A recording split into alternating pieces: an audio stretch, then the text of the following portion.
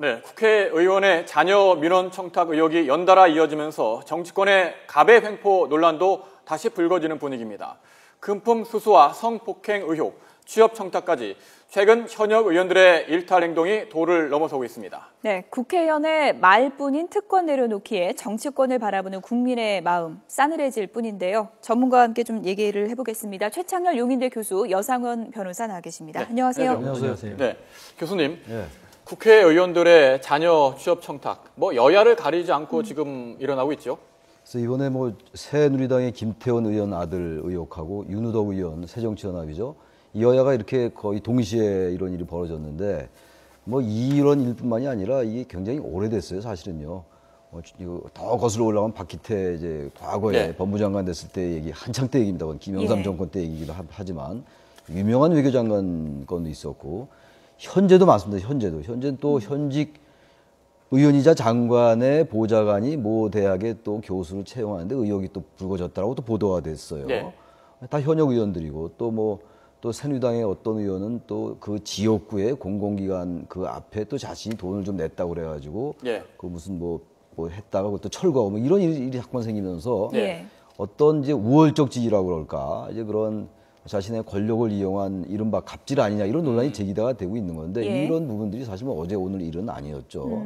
우리 한국 사회가 전반적으로 어떤 갑을 관계라고 얘기합니다만 사실 몇 년 전에 또 남양유업 그 갑질 논란이 많았고 또 새정치연합에 바로 그래서 을지로위원회라는 것도 있었습니다. 을을 지키기 위한 로라는 법이잖아요. LAW. 그 을지로위원회도 있고 그랬었는데도 불구하고 새정치연합의 윤우덕 의원 같은 경우 또 을지로위원회도 위원이었어요 또. 이러다 보니까 이제 이런 부분들이 단지 의원뿐만이 아니라 우리 사회에 만연한 부분이 있다고 보는데 특히 이제 의원은 어쨌든 권력을 가지고 있는 집단이기 때문에 더욱더 문제가 있는 것이고 아무래도 이런 그 청탁을 받는 기업들은 뭔가 기업이 이런 청탁을 안 들어주면 불이익이 어떤 잠재적으로 있을 것 같다라는 그런 생각 때문에 들어준 거 아니겠어요? 그러니까 어떻게 보면 가불관계입니다만 또 어떤 관점에서 본다면은 또 수혜자와 이 또 편의를 정한 쪽의 입장은 되는 것 같기도 합니다. 이른바 얼마 전에 크게 불거졌던 갑의 횡포가 이제 정치권으로 옮겨진 그런 모습이라고 할 수 있는데요. 김태원 의원, 윤우덕 의원 지금 부인하고 있는 그런 상황인데 어떻게 바라봐야 될까요, 이번 사안을? 특히 김태원 의원 같은 경우에 그 아들이 그 재판연구원을 했었죠. 재판연구원을 했다면은 노스쿨 졸업자 중에서 상위 클래스입니다. 나중에 법관으로 임용될 걸 전제로 한 건데요. 그분들이 이제 그 변호사 경력을 또 쌓아야 돼요. 그 나중에 법관으로 임용되기 위해서. 그런데 재판연구원 정도면 사실 로펌에서 서로 데리고 가려고 그럽니다. 나중에 판사 되면 어떤 혜택을 볼 수 있다는 어떤 좀 잘못된 생각이지만 그것 때문에. 그런데 해필이면 다른 데 갈 수 있는데 왜 법무공단, 정부 법무공단에 가야 했을까? 정부 법무공단은 사실 행정소송을 주로 합니다. 행정 그 각부를 대리해서. 그러면은 이게 그 행정소송 경력을 쌓으면 나중에 이 그 법관으로 됐을 때 나중에 또 행정소송 전문 법관으로 이렇게 클 수 있는 혜택이 있지 않을까. 그것 때문에 간 것으로 보이고요. 왜냐하면 이 정도면 어디든지 그 변호사 취업은 다 할 수 있는데 그런 거고. 그다음 그 윤우덕 의원의 딸이죠. 아마 거기는 정말 이거는 본인은 그냥 전화 정도 했다고 그러는데 사실 지역구 의원이 전화 한번 했을 때 이걸 그냥 액면 그대로 받아들일까요? 이거는 전화하면은 당연히 아까 우리 최 교수님 말씀대로 이게 국회의원이 혜택을 줄 수 있는 거는 별로 없을지라도 나중에 이게 좀 잘 안 되게 할 수 있는 권한은 가지고 있지 않습니까?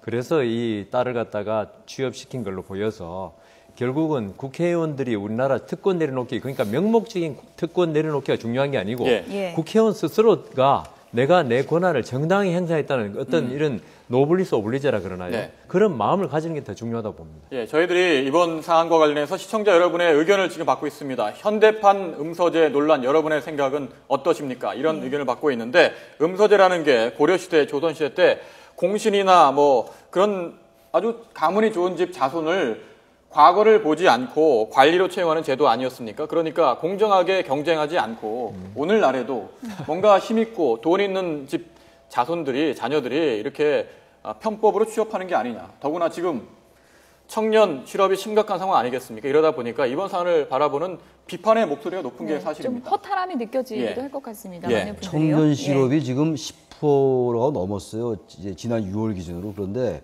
대학을 졸업 안 하고 유예하는 학생들이 굉장히 많거든요.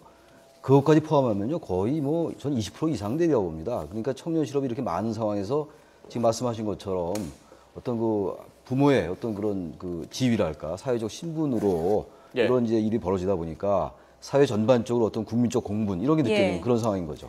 이번에 제가 볼 때는 청년 실업 문제를 떠나서 이거는 부모의 힘을 위해서 혜택을 받겠다는 겁니다. 네. 청년 실업이라면 직업 없는 사람들이 어떤 직장을 구하기 위해서 참 애쓰는 건데 이 두 분은 전부 다 변호사 자격을 가지고 우리나라에서 그래도 아직 변호사가 워낙 많고 좀 그거는 지위적 사회적 지위는 내려갔지만 그래도 변호사라 그러면 뭐든지 할 수 있는데 예. 그러니까 윤호덕 의원의 딸도 사실 중소기업 가면 지금도 취직이 다 됩니다. 예. 그다음 그 김태원 의원의 아들도 어느 법인이나 다 그 법무법인 취직할 수 있고요. 예. 그런데 부모의 힘을 이용해서 좀 더 나은 곳으로 가려고 한 게 더 그게 안 좋은 거죠.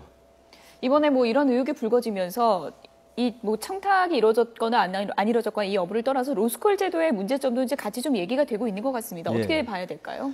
그러니까 사법시험이 있을 때는 예. 이게 그 사법시험은 이제 1등부터 뭐 1000명이면 1000명 거의 성적이 거의 기계화처럼 나오는데 예. 그게 꼭 좋은 건 아니지만 그래도 능력의 객관적 평가가 이루어질 수 있는 면이 있었거든요. 예. 근데 로스쿨이 되면서 전국에 로스쿨이 지금 몇 개인지는 모르겠는데 상당히 예. 지방부터 서울부터 쫙 있는데 이 학생들에 대한 어떤 평가가 힘들다는 겁니다. 예. 지금 뭐 저희가 그래픽으로 준비를 해봤는데 2012년부터 매년 1,500명씩 신규 변호사가 이제 배출이 되고 있고요. 예. 그리고 3년 만에 16,000명 정도로 이제 급증을 했고 이 중에서 4,000명이 로스쿨 출신이라는 점입니다. 예, 그러니까 제가 그 연수원 나올 때 300명이 졸업했는데 예. 나오니까 전국에 변호사가 1,500명이더라고요.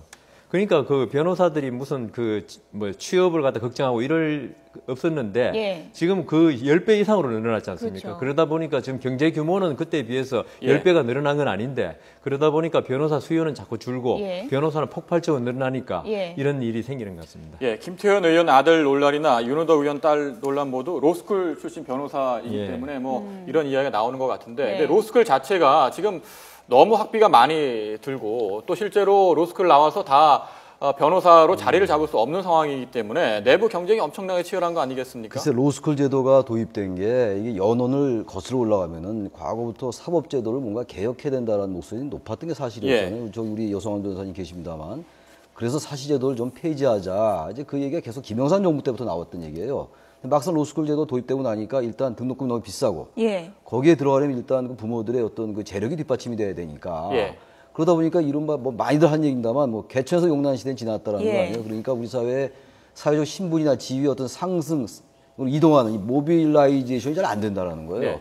그러다 보니까 이제 지난 선거 때 저기 새누리당의 그 오신환 의원 후보 같은 경우는 관악에서 사실 폐지 안 하겠다 이런 거기 이제 관악에 그 고시촌이 많으니까 이런 얘기가 나올 정도란 말이에요. 예. 그러니까 중요한 거는 로스쿨 제도가 취지는 좋으나 너무 문제점이 많이 이제 나타나고 있는 거예요. 그래서 예. 이분이 또 극단으로 가서 그럼 사실 그대로 존치하자. 예. 최근에 또 그런 움직임이 있는데 예. 어쨌든 로스쿨 제도가 나온 이유는 있는 거란 말이죠. 그래서 무조건 양극단으로 볼 건 아닌 것 같아요. 로스쿨 제도 어떻게 보완할 것이냐. 그리고 사법시험 같은 경우도 우리나라 고시제도에 문제점도 있는 거거든요. 예. 예. 블록화되고 집단 이기주의 이런 것도 있단 말이죠. 그래서 이런 것들을 너무 양극단에 치우치면 안 될 것 같다는 생각은 들어요. 분명한 건 그러나 아까 잠깐 설명했습니다만 로스쿨이 가진 자들만 들어간 이런 것들을 자꾸만 이렇게 인식되는 예. 상황 속에서 문제가 되는 거죠. 사법시험 준비생 사이에서 뭐 로스쿨의 실체는 돈스쿨이다. 예. 뭐 이렇게 얘기를 하기도 하고요. 또 서민에게는 각박하고 부자에게는 후덕하다 이런 얘기도 하는 것 같습니다. 로스쿨이 지금 예. 들리는 바로는 예. 1년에 한 그 학비하고 생활비 보통 로스쿨 들어온 사람이 그 결혼한 사람도 있고 해서 한 1억이 든다고 그럽니다. 예. 근데 1년에 1억의 생활비를 감당할 수 있는 계층이 과연 우리나라에서 얼마나 될지. 그리고 아까 우리 최 교수님 사회적 신분 상승이라 했는데 이게 지금 문제가 우리나라 전체적으로 이 로스쿨이나 사법시험이나 사회적 자기 신분 상승의 기회로 생각하면 안 된다는 거죠, 이걸. 이게 생각하기 때문에 모든 부작용이 생기는 거거든요. 예. 그리고 아까 말씀드린 대로 그 로스쿨이나 사법시험이나 저는 다 문제가 있다고 보는 게 예. 이게 왜 로스쿨이 생겼냐 하면은 이게 그 바로 사법연수원 나와서 판사 검사가 되니까 어떤 사회적 현실을 모르고 판사 검사 된다는 데서 출발한 면도 있거든요. 예. 근데 사법시험 나와도 지금 이제 그게 연수원 나와도 얼마간 변호사를 하고 한 나이를 제한을 두고 해서 판사 검사를 인용하면은 이런 사회 실정을 모르는 판검사가 많이 양산된다. 예. 이런 건 방지할 수 있기 때문에 꼭 로스쿨 제도를 존치해야 돼만이 예. 이 우리 사법 제도가 이게 정상화된다. 이거는 좀 잘못된 것 같습니다. 그 부분 논란이 다시 불거지는 분위기입니다. 예. 네. 지금 뭐 일부 의원들 취업 청탁 의혹과 더불어서 최근 이게 뭐 국회의원들을 바라보는 시선이 굉장히 싸늘합니다. 왜냐하면 뭐 여러 가지 비리 혐의 관련해서 수사나 재판을 받고 있는 의원이 현재 10여 명이 넘거든요. 19대 국회 들어서 오늘 어제 박기춘 의원이 구속된 게 뭐 5번째, 현역 의원으로서는 5번째 구속됐고요.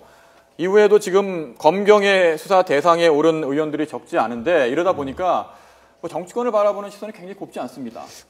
저희들이 참 지금 생각하면 부끄러운 말이지만은 판검사는 조금 더 잘못해도 괜찮지 않겠냐. 왜냐하면 우리가 권한을 가지고 있으니까 그게 뭐 아주 잘못된 생각이면 그런 게 있었는데 국회의원도 지금 마찬가지 아닌가. 내가 이렇게 막강한 권력을 가지고 있고 이런 상태에서 내가 어떤 조그만 잘못을 한다고 해서 누가 나를 갖다가 이렇게 이렇게 벌하겠냐. 이런 생각이 기본을 깔고 있는 것 같습니다. 그리고 국회의원에 대해서 그 어떤 국민에게 봉사한다는 생각보다는 국회의원이란 자리를 어떤 내가 출세해서 집안의 영달을 이루겠다는 그런 생각을 가진 게 밑바탕이 되니까 국회의원 되면 어떤 봉사보다는 이걸 내 국회의원의 특권을 이용해서 어떤 이권을 취하고 그다음 부정한 청탁을 하고 이게 별로 죄의식을 느끼지 않는 게 오히려 문제인 것 같아요. 제가 보면 조금 전에 뭐 일부 의원 탈당, 보통 이런 일이 나오면 탈당하지 않습니까? 탈당. 그러니까 꼬리 자르기다 또 이런 말까지 나오고 있는데 출당을 해야 되는 거 아닐까? 왜 탈당을 합니까? 출당을 안 하고 탈당을 하면서 이제 이번에 새누리당의 심학봉 의원의 경우도 마찬가지였잖아요. 어쨌든 이러한 일이 무슨 꼭 청탁이 아니더라도 성폭행도 그렇고 말이죠. 일반 국민들의 보편적인 도덕 수준보다 훨씬 떨어지는 거거든요. 그러니까 사실 뭐 어떤 면에서 볼 때 국회의원만 그런 건 아니겠죠. 우리 사회에 만연한 어떤 그 뭐라 그럴까요? 이해관계의 먹이사슬 같은 거 이런 부분이 분명히 존재하는 거거든요. 일반 기업과 또 일반 시민사회도 그렇고 말이죠. 근데 중요한 거는 우리 여보 변호사님 잘 설명한 바와 같이 일단 국회의원이 국민의 주인인 국민이 나라의 주인인 국민이 위탁을 한 건데 국회에다가 신탁을 한 거잖아요. 근데 이건 마치 자신들이 무슨 특권층인 것처럼 하다 보니까 국회 스스로 여당 야당 할 거 없이 특권 내려놓기 얘기를 입만 열면 하고 있단 말이죠. 불체포 특권 얘기도 나왔던 건데 여전히 그대로 있고. 그래서 아까 제가 보니까 화면에 시청자들 그 이제 문자 보낸 겁니까? 쭉 보고 제가 유심히 지금 봤는데 계속 받고 있습니다. 아무리 떠들어봐도 소용없더라고. 아까 이거 제 얘기가 아니고 아까 시청자들이 보낸 거란 말이에요. 그러니까 이런 얘기가 한두 번 나온 게 아니잖아요. 그러니까 이런 말씀드리는 저도 사실 공허하고 이게 또 뭐 한두 번이 아니었기 때문에 또 일회성으로 나오다가 또 그치고. 그러니까 이런 것들이야말로 어떤 혁명적 발상이 아니면 안 된다. 특단의 대책이 있어야 되는 것이지 뭐 탈당, 출당 가지고 되는 것도 아니라는 생각도 들어요. 지금 그 앵커 말씀 잘 하셨는데요. 지금 공무원들은 일단 뭐 징계가 시작되면은 사표를 안 받습니다. 그러니까 징계를 완전히 하고 나서 파면하든지 이렇게 하는데 지금 국회의원들은 지금 탈당하면 그냥 끝이에요. 그 당내에서는 징계가 없지 않습니까? 그다음 이번에 한명숙 지금 의원의 그 선고가 내일이죠.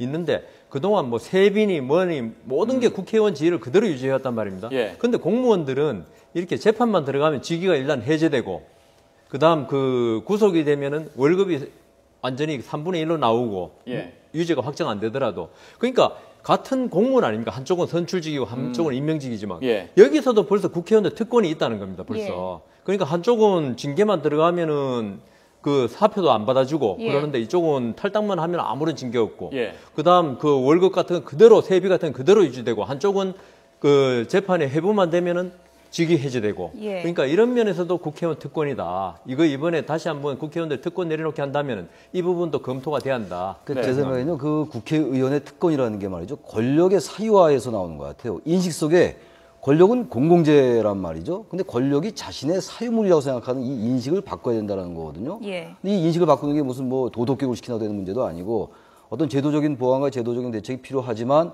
어쨌든 특권을 내려놓는 국회 차원의 그 대책은 필요하다 이런 생각이 드는 겁니다.